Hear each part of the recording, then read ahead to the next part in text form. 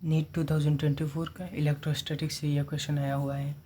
देखिए, जो एग्ज़ाम के टाइम में सब सॉल्यूशन तो हर जगह मिल जाएगा, पर ये एग्ज़ाम के टाइम में कैसे करना है वो हम लोग बाद में डिस्कस करेंगे। पहले पूरा क्वेश्चन डिस्कस कर लेते हैं, बाद में शॉर्टकट और कैसे अप्लाई करना है, कम टाइम में कैसे एग्ज़ाम में करेंगे यह भी देखेंगे। यह देखिए, जो क्वेश्चन है इलेक्ट्रोस्टैटिक्स से पोटेंशियल का, that a thin spherical shell is charge by some source. बोल रहा है कोई थिन स्फेरिकल शेल है, कोई सोर्स से चार्ज किया हुआ है। The potential difference between the 2 point C and P in be shown in the figure. जो C और P के बीच जो पोटेंशियल डिफरेंस है वही क्या है वो बोल रहा है। तो इधर रेडियस भी दिया हुआ है, चार्ज भी दिया हुआ है। तो हम लोग जानते हैं इलेक्ट्रिक फील्ड्स तीन स्फेरिकल शेल के अंदर इलेक्ट्रिक फील्ड 0 होता है, और बी इनसाइड पोटेंशियल इनसाइड तीन स्फेरिकल शेल के अंदर पोटेंशियल इनसाइड कितना होता है, Q/r² होता है। r² जो सरफेस में होगा, ये r² सरफेस में कैपिटल R है, तो सरफेस में जितना होगा वो उतना इनसाइड में भी होगा। बी सरफेस में जितना होगा उतना इनसाइड में भी होगा, और जितना बाहर जाएंगे तब भी आउटसाइड कितना होता है, बी आउटसाइड होता है Q/r²। तो बाहर में जितना जाएंगे तो उतना पोटेंशियल घटेगा पॉजिटिव चार्ज के अवे फ्रॉम पॉजिटिव चार्ज, तो पोटेंशियल डिक्रीज़ होगा क्योंकि इनवर्सली प्रोपोर्शनल होता है ना। तो ये पोटेंशियल भी डिक्रीज़ होता है, और उसका पोटेंशियल इनसाइड 0 सेम होता है जितना सरफेस में भी होता है। इसलिए जो सरफेस हमारा जो सरफेस दिया हुआ है इधर जो P है पोटेंशियल इतना सरफेस में भी सेम है, और जो C में भी है ये सरफेस में भी सेम है। जो इनसाइड में भी C वो भी C है, जो दोनों का वैल्यू सेम है। इसलिए जो पोटेंशियल डिफरेंस होगा delta B potential difference BC minus BP 0 होगा। पोटेंशियल डिफरेंस दोनों सेम है, इसलिए पोटेंशियल डिफरेंस 0 होगा। एग्ज़ाम के टाइम में जो पहले क्वेश्चन पढ़ने के बाद एक बार पहले क्वेश्चन पढ़ लेना चाहिए।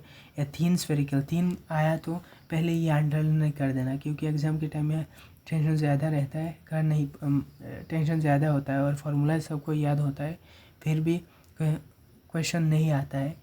क्योंकि पहले ही ये ज़रूरी जो वर्ड है वो पहले अंडरलाइन कर लेना। ये तीन स्फेरिकल और कुछ नहीं चाहिए इस क्वेश्चन में। ये तीन स्फेरिकल शेल, तीन स्फेरिकल आया तो क्वेश्चन में भी पोटेंशियल इनसाइड कितना होता है Q/r², और तीन स्फेरिकल में आउटसाइड तो Q/r², और उसमें तो Q/r² इनसाइड तो सरफेस में भी और सेम होगा।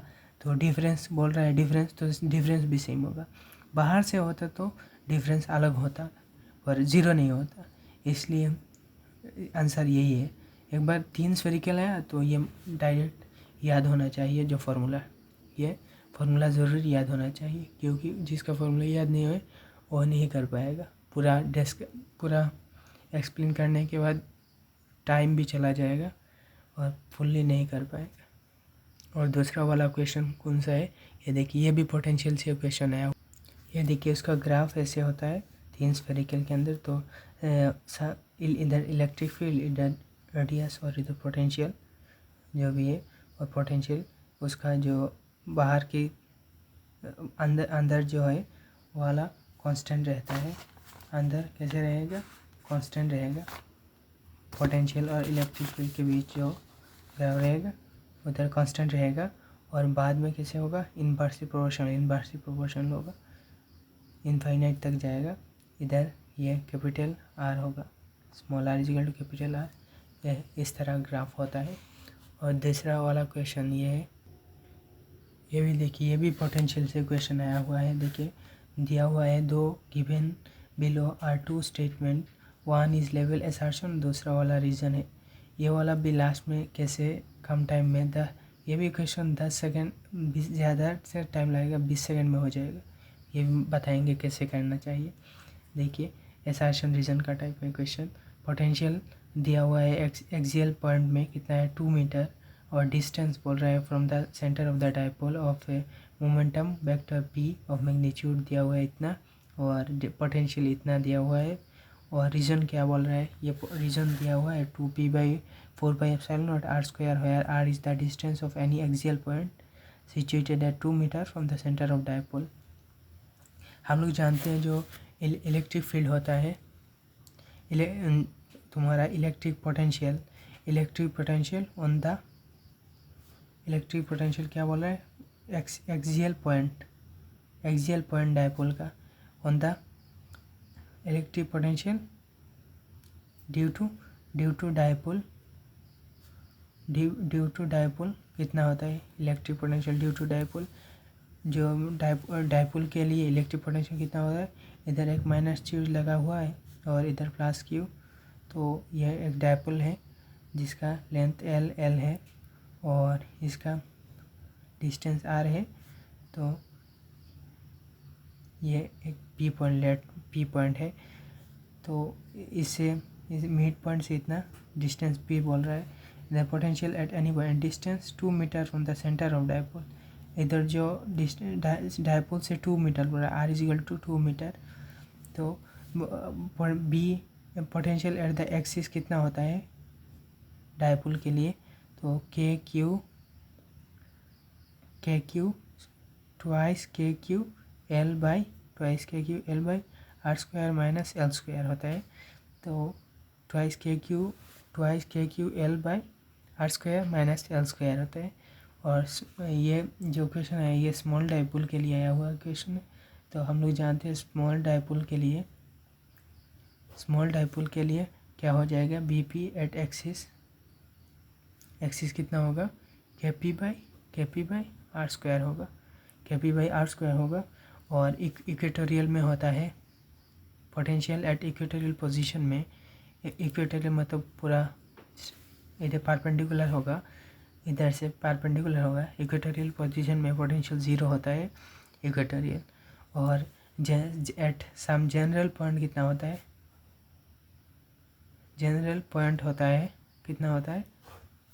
General point B potential due to dipole के लिए कितना होता है, के P cos theta by r²। ये इससे ये भी आता है के पी बाई r², और इक्वेटोरियल में 0 है क्योंकि कॉस 90 हो जाएगा और इधर के पी साइन थीटा होगा। उसमें ये वाला जनरल फार्मूला है। और एक्सिस में के पी बाई r² होता है। ये नीट स्टूडेंट के लिए ये ज़रूर याद रखना चाहिए, एक्सिस में इतना होता है, इक्वेटोरियल में इतना होता है, ये जनरल का फार्मूला है। ये सब नहीं आता है ज़्यादातर क्वेश्चन में। तो ये देखिए ये क्वेश्चन में दिया हुआ है potential at any axial point 2 metre from the centre of dipole. बोल रहा है जो आर का 2 मीटर दिया हुआ है, तो potential B P is equal to, हम लोग जानते हैं जो के होता है वो के का वैल्यू इधर दिया हुआ 1/4πε0 9 × 10⁹ तो 9 × 10⁹ के। और डायपोल का कितना दिया हुआ है, डायपोल मोमेंट ऑफ वेक्टर कितना दिया हुआ 4 × 10⁻6 ये खुला मीटर, ये सब कैंसिल हो जाएगा बाद में, पोटेंशियल आएगा। और r² 2 मीटर दिया हुआ है, 2 मीटर कितना होगा 2² 4 हो जाएगा। तो 9 × 10⁻⁻6 कितना होगा 10⁻⁹ ये ऐड होगा, ऐड करने के बाद क्या होगा 9 ± 6 कितना होगा 3 होगा इंटू 4/4, तो 4 चला जाएगा तो कितना रहेगा 9 × 10⁻³ रह जाएगा, 9 × 10⁻³। ये देखिए जो दिया हुआ आंसर, और पोटेंशियल कितना दिया हुआ 9 × 10⁻³ ऐसा यूनिट।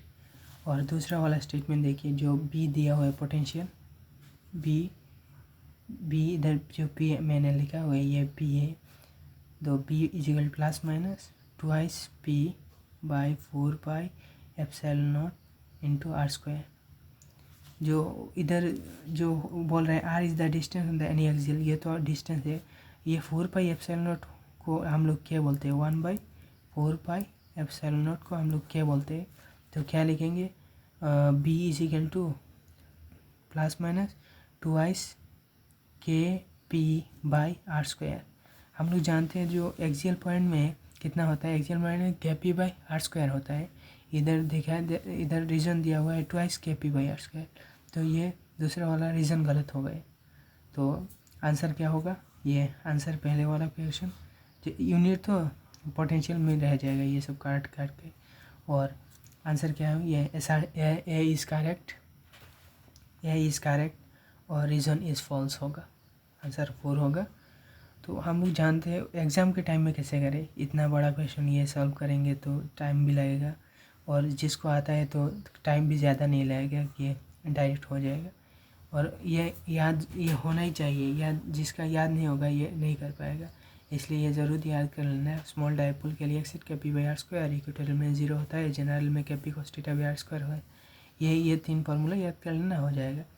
और एग्ज़ाम के टाइम में कम टाइम में करने के लिए ये देखिए, पहले ही हम लोग रीज़न पढ़ लेंगे क्योंकि ये देखिए जो ऑप्शन के हिसाब से रीज़न मैच करेंगे तो जल्दी आंसर निकल जाएगा।